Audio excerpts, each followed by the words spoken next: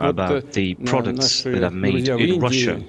Our friends in India, the Prime Minister Modi, PM Modi की इज्जत है, उनके ह्यूमैनिटी का काम, वो इंडिया को जितना ऊपर लेके गए हैं और जो वो किसी से ढका छुपा नहीं है, उसमें तो हम रेगुलरली बात करते हैं। Prime Minister Modi is a good friend of Russia as well. He presented an entire concept several years ago that was called Made in India, and they did achieve some very palpable results. इस ईद पर खरीदार हो या व्यापारी, दोनों ही महंगाई से तंग हैं। रात गए तक सजी रहने वाली मंडियां बेरौनक क्यों हैं? अगर आपको फुर्सत मिले तो आपके लिए खतरे की घंटी बजनी चाहिए, क्योंकि बहुत बड़ा अब हिंदुस्तान के जहन में इम्बैलेंस हो गया है। वो हमारे से अपने आप को बहुत ज्यादा ताकतवर समझते हैं। इंडिया एक राइजिंग सिविलाइजेशन है। इंडियंस को अब अपने इंडियंस होने पे कॉन्फिडेंस आने लगा है।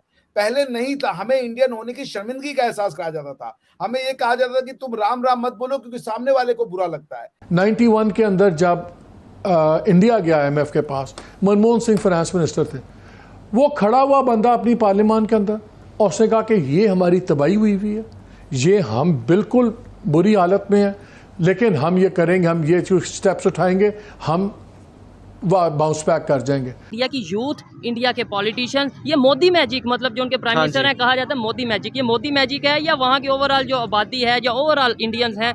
और हमारा मुकाबला ही माशाल्लाह से इंडिया से ही है और बाकी दुनिया के मुकाबले जो हैं हमारे ये एक हमारा हुकूमत जो है वो क्रेडिट ले सकती है कि हमने उन्हें 10 दर्जे जो है ना मात दी है भारत को। भारत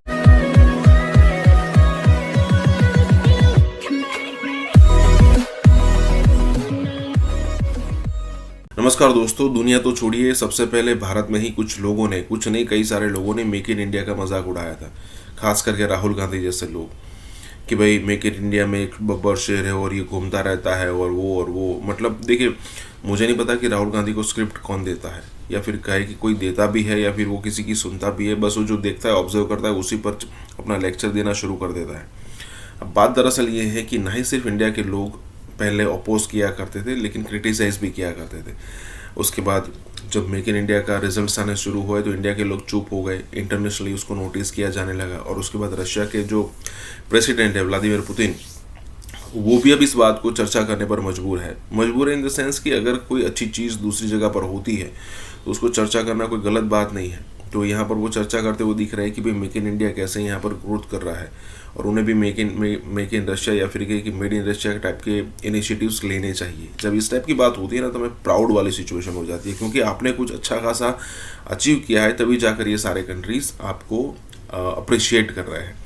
इसी के साथ ही वीडियो शुरू करते हैं। और हाँ दोस्तों, सुपर थैंक्स के जरिए हमें मदद करना ना भूलें। जैसे डॉक्टर जयशंकर कह रहे हैं, हमने भी बात की कि जी ये नहीं हो सकता कि दिन में जो है वो हम ट्रेड करें और रात में जो है वो टेरर हो रहा हो, और इस तरह से रिलेशंस नहीं बनेंगे। लेकिन सर क्रिकेट खेलने को तैयार है सर, एशिया कप में भी खेल रहे हैं और वर्ल्ड कप में भी खेल रहे हैं सर, वो भी तो दिन और रात खैर दोनों टाइम ही होता है क्रिकेट। तो आपको पता है लाइटें शटर लगा के बड़ा जबरदस्त स्टेडियम बनाया है मोदी जी के नाम का, तो या नाम चेंज किया गया है उसमें। हमें बताया जा रहा है 2 दिन से कि जी उसमें 1.5 लाख लोग बैठ सकते हैं। तो सर अगर आप क्रिकेट खेल सकते हैं दिन में भी और रात में भी, तो सर फिर ट्रेड के वक्त क्यों डॉक्टर जयशंकर इस तरह की अजीब अजीब बातें कर रहे हैं? नहीं, मैं आपसे थोड़ा सा डिसएग्री करूंगा। हम क्रिकेट नहीं खेल रहे, हम टूर्नामेंट खेल रहे हैं ICC स्पॉन्सर्ड। ऐसे तो बिलावल भुट्टो साहब गोवा आए थे अभी, तो उनसे तो बातचीत हुई थी, हाथ मिलाया गया था, नमस्कारी हुई थी, सब कुछ हुआ था, दुआ सलाम हुआ था, लेकिन वो हमने बातचीत थोड़े की थी कि हम आपसे बात करने को तैयार हैं। अब वो SCO का मंच था, आप SCO में, बिलावल भुट्टो साहब ने भी कहा कि हम तो SCO में गए थे, हम इंडिया में नहीं गए थे। उसी तरीके से ये ICC का टूर्नामेंट है, इसमें हमारी मजबूरी है, हम कोई बायलैटरल क्रिकेट तो खेल नहीं रहे हैं। सर एशिया कप भी खेल रहे हैं, एशिया कप भी खेल रहे हैं, ICC का टूर्नामेंट है, दोनों ICC के टूर्नामेंट है, एशिया कप भी ICC ही कराता है। लेकिन कोई हमने बायलैटरल सीरीज तो नहीं करवाई, जैसे अल खलीफा कप करा दे हम, या अल हिलाली बैंक कप करवा देते हैं, ऐसा कुछ तो नहीं हो रहा है ना। देखिए अभी ना मैं एक जगह और था, किसी ने मुझसे पूछा कि क्या आप जैसे पाकिस्तान के लिए अच्छी बातें करते हैं या थोड़ी सी ठंडी बातें करते हैं, क्या भारत के लोग भी पाकिस्तान से दोस्ती के इच्छुक हैं? क्या पाकिस्तान, भारत के लोग चाहते हैं कि पाकिस्तान से दोस्ती हो? तो मैंने उनसे एक ही प्रश्न कहा था, वही मैं आपको भी कहूंगा जो आप कह रही हैं जयशंकर जी की बात। यदि पाकिस्तान आरजू काजमी जी हैं, फकर यूसुफ जई साहब हैं, शोएब चौधरी जैसे बच्चे हैं, ये जो और ये मैं इनके शो में करता हूँ, मैं भी उनके साथ था, डॉक्टर हुड बॉय साहब के साथ, रिभा जी के उसमें, ये जो ये आप जैसे लोग हैं, तो हम तो एक हैं, हम तो आपसे दोस्ती के ख्वाहिशमंद नहीं है, बल्कि हम तो चाहते यही हमारी वो। लेकिन यदि पाकिस्तान हाफिज सईद है, लखीउर-जमान लखवी है, उससे तो दोस्ती नहीं हो सकती ना। हम किससे दोस्ती करें? हम आरजू जी के गले लगना चाहते हैं, लेकिन क्या हमें लखवी के गले लगा रहे हैं? लेकिन सर देखिए, वो पाकिस्तान की स्टेट तो नहीं है ना, वो बस प्रेसिडेंट, प्राइम मिनिस्टर या आर्मी चीफ तो नहीं है ना हाफिज सईद या मसूद अजहर, वो मुल्क तो नहीं चला रहे। नहीं, बिल्कुल चला रहे हैं। पाकिस्तान की स्टेट का 1 इंच ऐसा नहीं होना चाहिए जिस इंच पे पाकिस्तान की मर्जी के बिना कुछ हो जाए। और अगर हो रहा है, आप आर्टिकल 2 क्लॉज 4 यूएन चार्टर को पढ़ लीजिए, और उसका जो कमेंट्री है वो है जनरल असेंबली का रिजोल्यूशन नंबर 2625 उसको उठा के पढ़िए। आर्टिकल 2 क्लॉज 4 अर्जू जी ये कहता है कि आप यूएन चार्टर के मेंबर हैं, ध्यान रखिएगा। आर्टिकल 2 क्लॉज 4 यूएन चार्टर का ये कहता है कि नो स्टेट और या every state shall refrain from using force in their international relations against the political sovereignty and territorial integrity of a state। इसका मतलब ये हुआ कि कोई भी देश किसी दूसरे देश के अगेंस्ट में यूज ऑफ फोर्स अपने अंतरराष्ट्रीय संबंधों के लिए नहीं कर सकता, और अगर वो करेगा तो वो यूएन चार्टर का वायलेशन करेगा।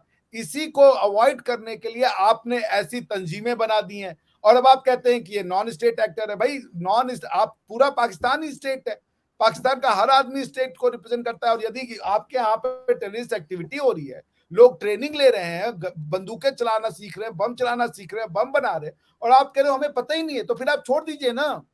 फिर क्यों आप अपने आप को सॉवरेन स्टेट कह रहे हो? फिर वो स्टेट को सरेंडर कीजिए, हम चला लेंगे उसको एज अ क्लाइंट स्टेट, या यूएन को दे दीजिए, आप यूएन चला लेगा आपको।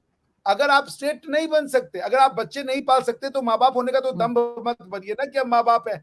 बच्चों का अगर खाना नहीं खिला सकते तो वो माँ बाप किस काम के? कि बाप सोए पड़ा है और बच्चे जाके भीख मांगे, तो ठीक नहीं है।